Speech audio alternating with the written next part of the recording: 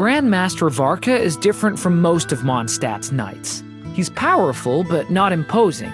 He leaves people feeling calm and safe. He's the sort of knight who can crack a joke while fighting off the wild hunt, although most of his jokes go way over my horns. You want to know about ones I did understand? Well, I didn't hear them clearly either, probably because he often slurs his words after drinking. Aunt Alice asked me to spend more time with Klee. She said she'd reward me by giving me anything I wanted. But only children want rewards. And I'm clearly all grown up. I like playing with Klee because I'm happy when we spend time together. It's as simple as that. When I told Aunt Alice that, though, she was overjoyed and said she'd pick out a giant toy just for me. Albedo has shared so many of his experiences with me regarding becoming truly human.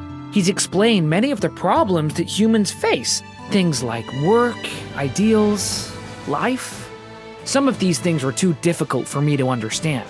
Some are too difficult for me even to imagine. Albedo says I can slowly learn about these problems as I experience them, before making my own choices. Family is the only thing that a human can't choose. I know my family is complicated and highly unusual, but with Albedo as my brother, I'm filled with a sense of peace and belonging. In that sense, my family is no different from most. Albedo is the perfect human. He knows so much and is always able to handle everything he faces. He's sincere and friendly to those around him, but sometimes I feel like there's another side to him, one no one would expect. Like how he takes decisive measures to achieve his aims. I don't know where this uncanny intuition comes from. Perhaps it's a sort of resonance between beings who share a species. Shortly after leaving Simulanka, I followed Hat Guy to Sumeru. The academia was so big and so beautiful, and there were so many books.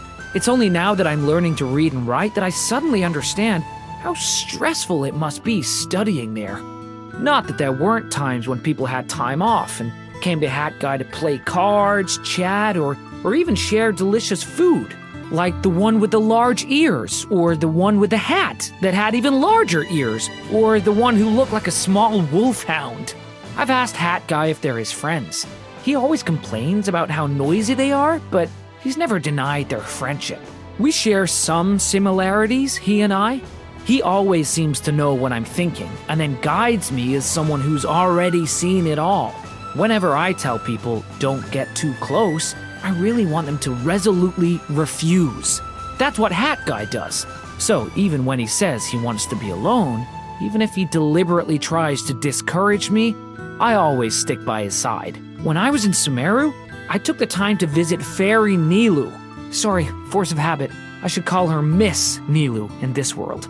I watched her dancing at the Grand Bazaar, and she was as beautiful as a fairy.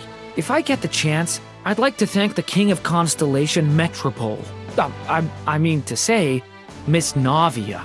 I wonder if she'll be shocked to see what I look like now. You don't think she'll mind? Huh, that's great news! If all the kitties in the cat's tail were like Kirara, I don't think they'd get so nervous when they see me. The young bard gently plucked his strings, a voice as clear as a mountain stream. It was no battle hymn nor prayer, but the murmuring of stars, the wind blowing through the trees. The dragon's eyelids faintly twitched, flames gently crackling in its throat. One night when I couldn't sleep, I took a stroll in the wilds. I met Lord Barbatos doing likewise. He sang this song for me and I liked it so much, I made sure to learn it. After Miss Lisa sets homework for me, she makes me sit at my desk to complete it.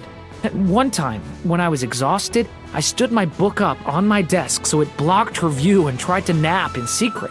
And when I woke up, she was standing there, smiling. It scared me stiff, but before I could finish apologizing, she praised me for learning the most valuable lesson. I think she was talking about my willingness to acknowledge my mistakes. Oh, so you don't think that's what she meant?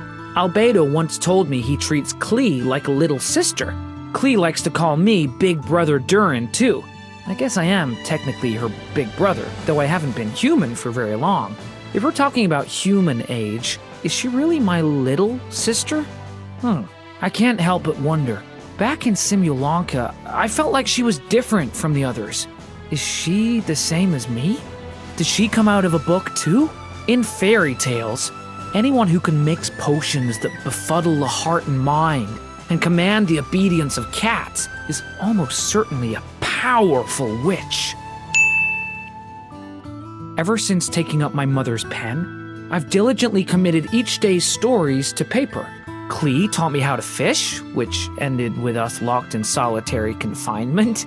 Albedo had me help him boil water, which almost ended in the kettle turning to ash.